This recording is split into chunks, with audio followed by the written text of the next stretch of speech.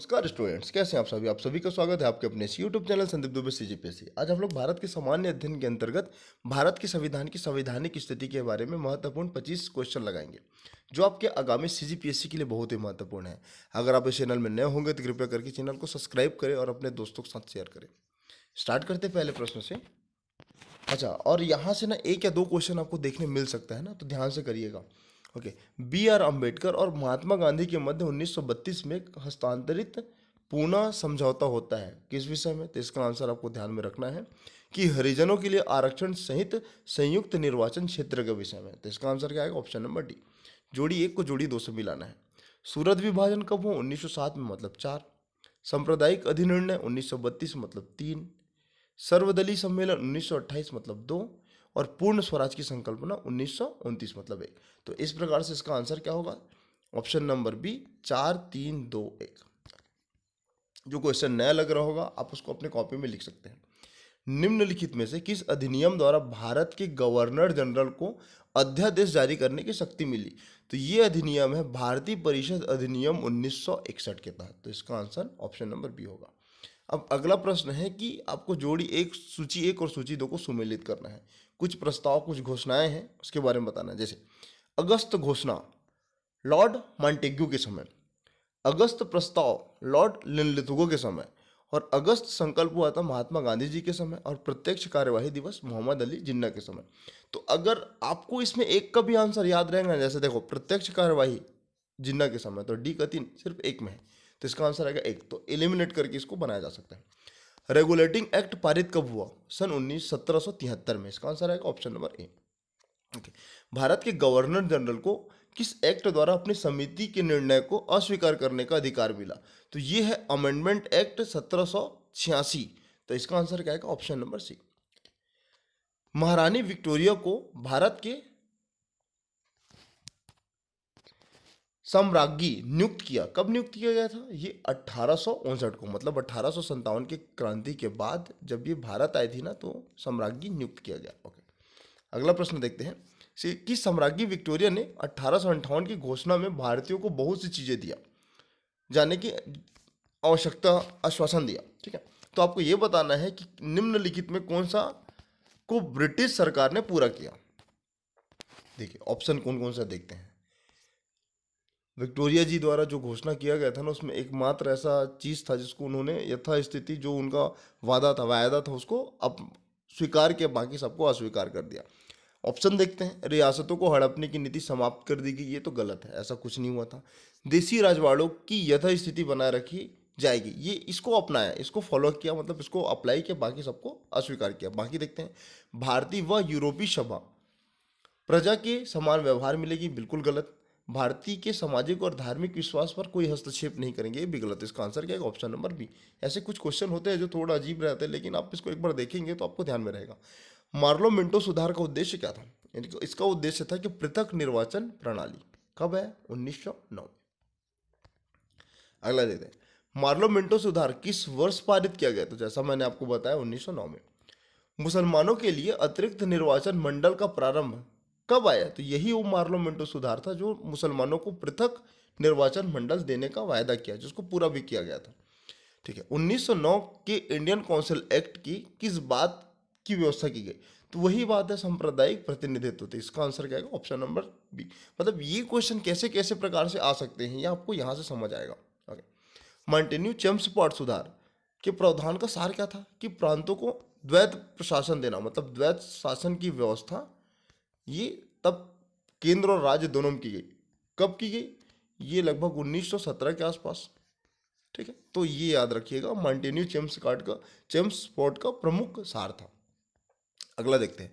1946 को cabinet mission के 3 मंत्रियों से गठित था। अच्छा, तो कैबिनेट मिशन कब है? 1946, आपको पता होगा। तो आपको यह बताना है कि निम्नलिखित में से कौन सा सदस्य इसके नहीं थे।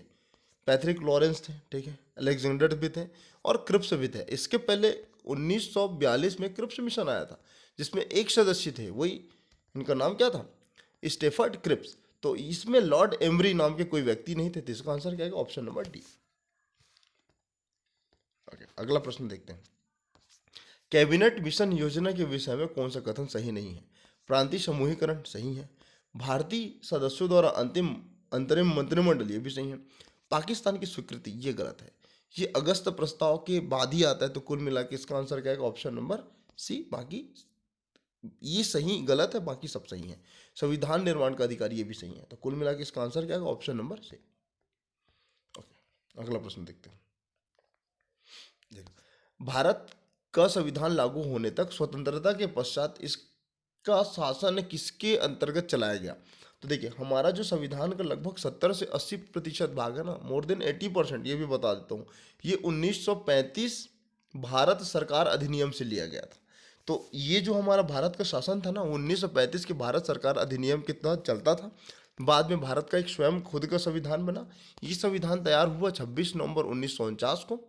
चूंकि लाहौर अधिवेशन के कारण ये लागू हुआ 26 जनवरी 1950 को। तो इसको आपको ध्यान रखना है। संविधान निर्माण में 2 साल 11 माह और 18 दिन लगे, ये भी ध्यान रखिएगा।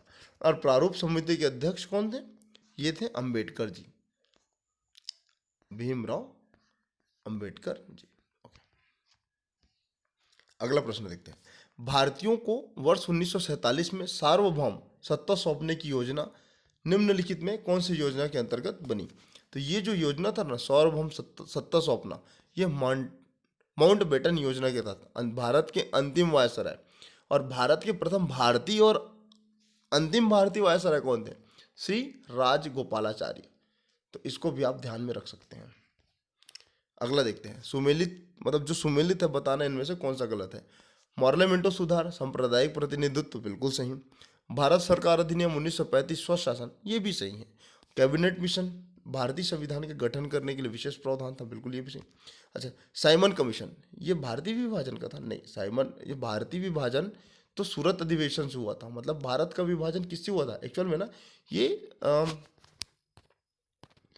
अगस्त प्रस्ताव के अंतर्गत 3 जून के आसपास हुआ था 1947 में ना। तो साइमन कमीशन आता है कब? 1927 में। तो ये इसका आंसर नहीं है। जोड़ी नहीं मिल रहा है, तो इसी कारण इसका आंसर क्या आएगा? Option number D. जोड़ी 1 और जोड़ी 2 को मिलाना है, ध्यान से पढ़िएगा। देखिए, भारत सरकार अधिनियम 1919, तो ये जो बोलता है ना, वो प्रांतों में द्वैत शासन के बारे में बोलता है। तो ए का क्या आ जाएगा? 3। ठीक है। भारत सरकार अधिनियम 1935, तो ये बोलता है प्रांतीय स्वायत्तता के बारे में, तो मतलब बी का 1। ओके। पार्लियामेंटो सुधार, ये किसके संबंध में था? सांप्रदायिक निर्वाचन, तो 4। ठीक है। अगला, भारत परिषद अधिनियम 1961, ये बोलते सती प्रथा के अंत के संबंध में ये प्रावधान था। तो इसका आंसर आएगा 2। और लास्ट में अधिनियम, जो भारत परिषद अधिनियम 1959 था ना, वो ब्रिटिशर्स को शक्ति के बारे में ये जो निर्णय था ना, कि 1857 के क्रांति के बाद ये जो अधिनियम आया था, उसके अंतर्गत जो ब्रिटिश थे ना, उनको पूरा शक्ति मिल गया। तो कुल मिला के इसका आंसर क्या आएगा?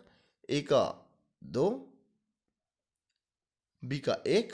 ठीक है। तो जहां पर 2 1 दिखा उसका आंसर होगा। तो कौन सा है? सॉरी, 3 1। तो 3 1 कौन सा है? 3 1 4 2 और 5 इसका आंसर आएगा। तो ऑप्शन नंबर बी।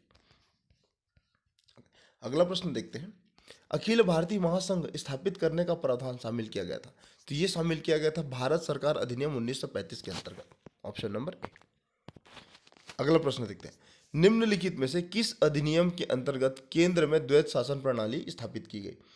तो ये जो अधिनियम था ना, भारत शासन अधिनियम 1935 में केंद्र में द्वैत शासन प्रणाली की शुरुआत हुई। अच्छा, अगर मैं राज्य और केंद्र के बारे में बात करूँ ना, जहाँ पर द्वैत शासन प्रारंभ हुई, तो वो था माउंटेन्यू चम्सफोर्ड 1919 के आसपास, 17 से 19 के बीच में ये जो था ना, वो द्वितीय, लेकिन वो द्वैत शासन के बारे में बात करता था, राज्य और केंद्र के विषय में। ठीक है। लेकिन अगर 1935 को आप पूरा डिटेल में पढ़ेंगे तो समझ आएगा कि जो केंद्र में द्वैत शासन प्रणाली था, वो 1935 के अधिनियम के अंतर्गत आया। और ये जो राज्य वाला कॉन्सेप्ट था ना, उसको कंप्लीट खत्म कर दिया गया। तो इस प्रकार से आप इसको ध्यान में रखेंगे। संघीय प्रणाली का पहला प्रयास भारत सरकार अधिनियम 1935 को होता है। तो इसका आंसर क्या आएगा? 1935। अगला प्रश्न देखते हैं। किस अधिनियम की विशेषता थी कि प्रांतीय स्वायत्तता? तो ये जो स्वायत्तता शब्द है ना, वो 1935 के अधिनियम से आपको प्राप्त होगी।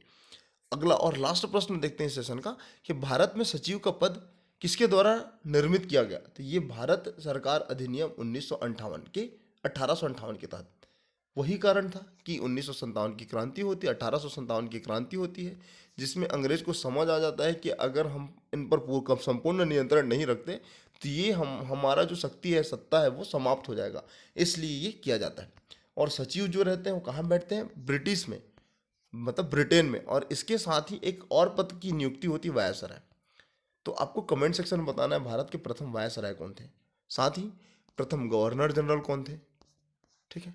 उसके अलावा भारत के प्रथम गवर्नर जनरल कौन थे और अंतिम गवर्नर जनरल कौन थे। तो ये सारे फैक्ट आपको लिखना है कमेंट सेक्शन में, ठीक है। अच्छा लगे तो कृपया करके वीडियो को लाइक करें। मिलते हैं अगले वीडियो में।